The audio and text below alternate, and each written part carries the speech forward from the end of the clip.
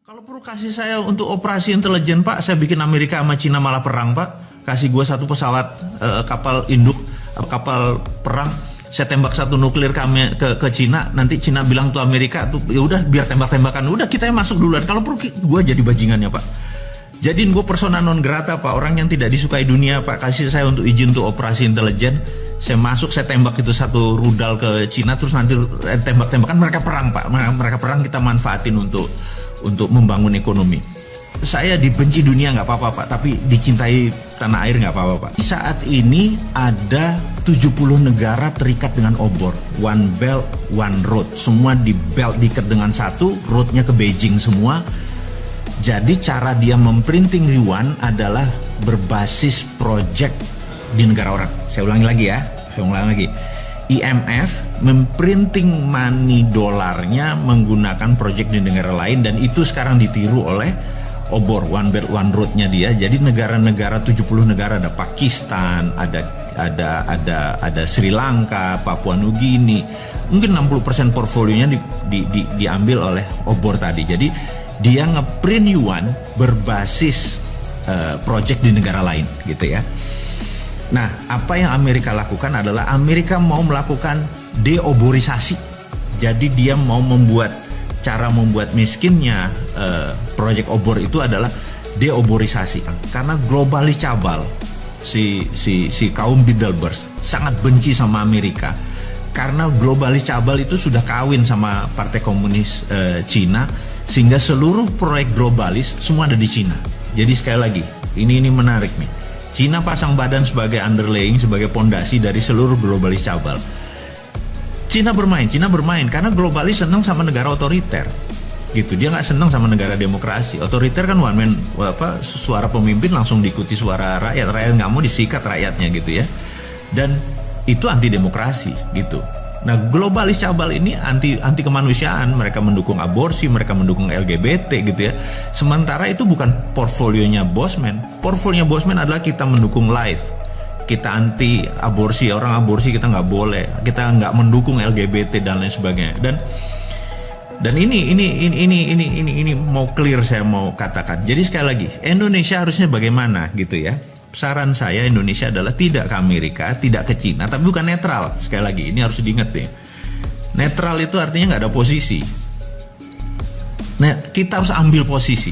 Jadi, saya berharap Indonesia ke depan memanfaatkan konflik kisruh ini. Saya udah pernah cerita tentang choke point. Saya terinspirasi dengan peristiwa tahun 89, di mana ada the secret meeting that changed China, di mana Cina merubah center of gravitatis atau pusatnya dari menjadi independen, menjadi tidak bergantung pada IMF. Dia punya ukuran sendiri, dia punya hukum dagang sendiri, dia punya meteran sendiri, dia yang dia lakukan dan membuat China sebesar sekarang. Dan itu sebenarnya saya sangat terinspirasi dengan China, bahwa Indonesia waktunya sekarang. Kenapa waktunya sekarang? Saya mau terangin. Nomor satu, dua negara lagi perang, dan ini adalah perang benar, pasti terjadi. Dan begitu mereka memenangkan perang, misalnya Tiongkok memenangkan perang, ya sudah, dunia akan rule by Tiongkok. Kemudian kalau Amerika menang, ya rule by Amerika gitu ya. Dan kita tahu bagaimana Amerika rule the world-nya gitu ya. Nah, sekarang who will win? Pertanyaannya, siapa yang akan menang? Dimanapun perang, panjang syaratnya ya. Kalau perangnya panjang, dua-duanya hancur gitu ya. Maka itu saya mungkin orang yang paling aneh mengharapkan ini perang fisik, benar-benar tembak-tembakan, dan perangnya lama, dunianya hancur dua-duanya. Ini kesempatan kita unggul. Itu satu. Yang kedua adalah kita ini mau mengingatkan Pak Jokowi. Pak Jokowi, Anda orang paling beruntung sedunia, di mana Anda saat ini mempunyai suara di partai itu lebih dari 60%, bahkan saya menduga lebih dari 70%. Kalau Anda udah dapat 70%, 2/3 suara lebih, Anda absolut. Dan ini bagus. Kenapa bagus? Karena kalau politiknya gonjang-ganjing, Anda nggak kontrol, Anda tidak bisa melakukan apa yang akan kita sarankan. Ya, jadi saya ada dua. Nomor satu, kenapa saya sebut time is now gitu ya. Pak Jokowi nggak bisa, saya sengaja sekarang bicaranya kepada pemimpin tertinggi, yang secara sah Anda berkuasa, saya mau mengingatkan, Pak, ini perang. Gitu ya. Perang ini Anda harus ubah seluruh pemainnya yang jago perang. Gitu. Percaya saya, kalau Anda masih pakai tim yang lama bukan tidak dipakai, tapi Anda harus punya tim cadangan baru yang untuk menggunakannya. Jadi gini Pak Jokowi, Anda punya kekuasaan sangat absolut dan itu luar biasa. Di negara demokrasi Anda dapat 2/3 suara atau lebih. Ini momennya, itu satu. Kedua tadi, negara besar lagi perang, yaitu China sama Amerika lagi perang. Karena perang besar ini terjadi, mereka sebenarnya fokusnya di negara masing-masing. Mereka nggak fokus sama Indonesia. Kemudian ada hal yang menarik Pak Presiden yang terhormat. Anda menerbitkan surat bahwa saat ini negara dalam keadaan darurat COVID gitu ya. Dengan undang-undang, dengan perpu, saya lupa perpu atau perpres ini ya, bencana nasional ini, Anda bisa lead negara ini menjadi sangat ngebut, di mana dunia yang lainnya akan lumrah. Iya deh, nggak apa-apa deh gitu ya. Dan terakhir yang nomor 4 Pak Jokowi, saat ini semua negara melakukan yang namanya deglobalisasi. Deglobalisasi artinya dulu kan ada namanya global supply chain. Jadi ini nyuplai ke sini, nyuplai ke sini, rumit sekali global supply chain. Sekarang banyak negara yang lagi diblok, lagi nutup, lagi mau perang dan sebagainya. Jadi deglobalisasi adalah every country for their own. Jadi Indonesia untuk Indonesia, Singapura untuk Singapura dan lain sebagainya. Jadi Indonesia sangat diuntungkan karena Indonesia bisa makan dengan bangsanya sendiri. Kalau yang Singapura begitu deglobalisasi langsung shrinking 40%. Bapak tahu bahwa dia mendadak langsung turun ekonominya 12% dan shrinkingnya itu 40%. Jadi mengecil mendadak volumenya. Korea Selatan sudah mengecil gitu karena nggak ada bahan baku. Indonesia nggak ada masalah, Indonesia nggak akan mengecil. Dan sekali lagi yang kita mau ingatkan, dengan 4 hal itu, maka yang kita harus lakukan adalah melakukan apa yang China lakukan. Kita tiru, jangan ngikuti maunya Cina, tapi tiru langkah Cina. Cina 30 tahun yang lalu, saya udah berkali-kali bilang, dia menerbitkan renminbi dengan yuan berbeda. Renminbi berdasarkan project gitu ya. Dia tidak lagi menciptakan printing money fisik, karena itu zaman dulu. Sekarang sudah ada blockchain. Blockchain ini kita bisa printing yang namanya e-renminbi. Ini kalau kita Cina. Gunakan e-rupiah untuk membangun ekonomi Indonesia. Seperti halnya e-renminbi, sama persis copy paste dan Anda nggak usah ragu-ragu Pak. FGD mikir dulu INA itu, Pak. Saat ini kalau mau menggunakan cara pemikiran bos-bos kita, pejabat-pejabat kita yang masih dengan cara Keynesian, masih dengan cara ini nanti inflasi segala macam, di digital blockchain nggak bisa korupsi. Orang datanya kita tahu kan, trusted open ledger gitu ya. Jadi cara bantunya kemana? Ke UKM industri nomor 1, UKM yang trading nomor 2, tapi trading lokal, jangan ada import dan ekspor. Jadi UKM kalau mereka misalnya perlu duit 1 miliar gitu ya, mereka punya jaminan katakanlah project aset mereka bisa kita valuasi kok, aset mereka 500 juta gitu ya, kasih 300% Pak, bukan kayak kredit bank sekarang punya 1 miliar keluarnya cuma 70%. Punya 1 miliar keluarin 3 kali lipat. Rupiah tadi adalah Anda cuma digital, nggak perlu ngeprint, nggak usah ngabisin kertas, langsung pindah. Dan infrastrukturnya sudah ada OVO, sudah ada GoPay, sudah ada Dinaran. Anda udah ada pakai Dinaran, tinggal distribusi aja, tinggal mau 3 miliar tadi untuk sektor produksi. Pokoknya 5 tahun mereka nyicil setiap bulan berapa, balik. Saya yakin Pak, kalau Bapak lakukan itu, ekonomi Indonesia, terutama industri Indonesia akan the best in the world. Pada saat mereka perang ini Pak, kita nyolong di tikungan. Jadi 2024 kita bisa number 1 country, bukan number 4 atau PricewaterhouseCoopers pernah bilang kita akan Big 5. Enggak Pak.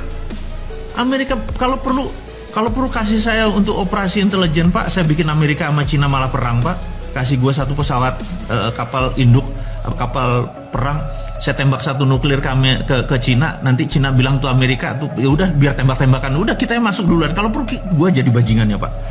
Jadiin gue persona non grata Pak, orang yang tidak disukai dunia Pak. Kasih saya untuk izin untuk operasi intelijen, saya masuk, saya tembak itu satu rudal ke Cina, terus nanti tembak-tembakan, mereka perang Pak, mereka perang, kita manfaatin untuk membangun ekonomi.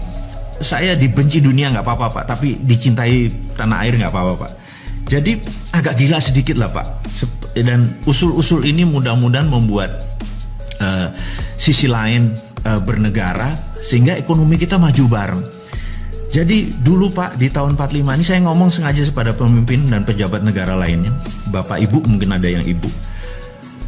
Di tahun 45 kita merdeka karena Kamen Soro, menderita bersama, gitu ya.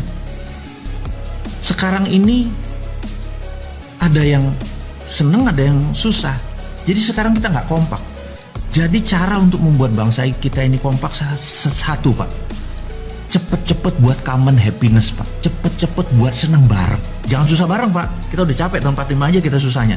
Kalau sekarang ke depan kita harus buat common happiness. Kita mau seneng bareng Pak. Cara senengnya bareng gimana? Pegang masing-masing duit untuk sektor produksi Pak. Begitu UKM sektor produksinya dibangun Pak, 97% angkatan kerja itu adalah di tangan UKM Pak. Gak usah mikirin perusahaan yang gede-gede itu yang bilion-bilion dolar pakai ngutang asing lagi.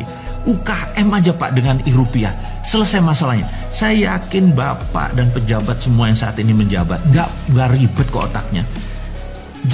Nggak usah bawa seorang Sontoloyo ini ke istana atau ke menjabat Pak. Cukup konsepnya diterima, saya sudah happy Pak. Karena kalau bangsa kita happy ya kita happy. Dan selesai masalahnya, kita menjadi champion, menjadi pemenang. Jadi tanpa berpanjang-panjang sahabat, itu adalah cerita mengapa the moment is now, waktu sekarang. Bisa nggak nanti 2024? Nggak bisa. Waktunya tuh sekarang gitu ya, pondasinya ini dipasang. Kasih 6 bulan lah untuk buat rupiah itu. Bapak buat badan usaha, bukan badan usaha, mungkin badan otorita tentang keuangan. Sesederhana itu Bapak. Jadi saya pikir bicara dengan Pak Presiden, mungkin saya nggak pernah bisa waktu, Bapak terlalu sibuk. Karena kalaupun saya diundang ke Pak Presiden, saya nggak mau duduk di depan meeting room. Saya minta waktu dengan Bapak adalah jagongan Pak. Kita sarungan, saya ngeteh Pak, saya nggak ngopi ya, Bapak yang ngopi gitu ya. Jadi kita jagongan Pak, ngomong santai Pak, nggak ngomong struktural, kita ngomong santai. Jadi kalau itu dilakukan saya mau Pak.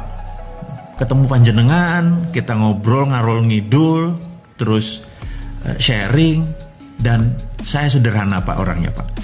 Saya nggak minta jabatan, saya minta Bapak yang melaksanakan karena Bapak megang mandat untuk menerbitkan e-rupiah.